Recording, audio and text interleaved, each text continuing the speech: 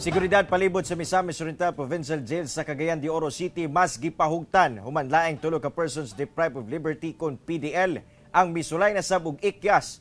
Mayo na lang kay abtek ang mga prison guard og napakgang ang ilang pagpuga. Ano ang report? Mas gipahugtan karon sa Misamis Oriental Provincial Jail kun MOPJ ang seguridad.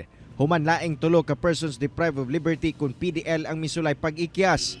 Gipang butangan og sin ang palibot sa prisuhan, labi pa nga sagad sila gaagi sa kural, pinaagi sa pagbangag niini. Sumala sa MOPJ nga niadtong milabayng gabi, pagkahuman silang gihimong roll call sa mga PDL na matikdan sa watchtower guard nga adunay galihok dapit sa kural.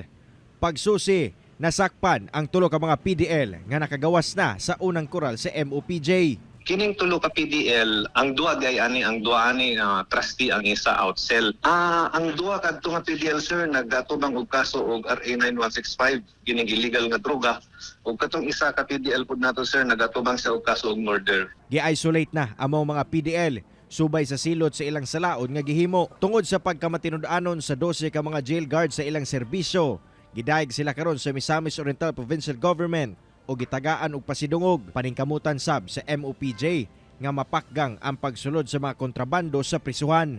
Naghangi ako kaninyo nga ato lang silang tabangan. Tabangan ninyo kami magtinabanga ta kung maayo nga himuon para sa atong mga igsuong nga PDLs para sa ilang rehabilitation. Kaya kung atong konsentihon ang ilang mga daotang mga bimahatan, wala gyapon mahitabo sa ila. Kauban si Makoy Simpron sa kamera. Ako, si Cyril Chavez para sa At Home with GMA Regional TV.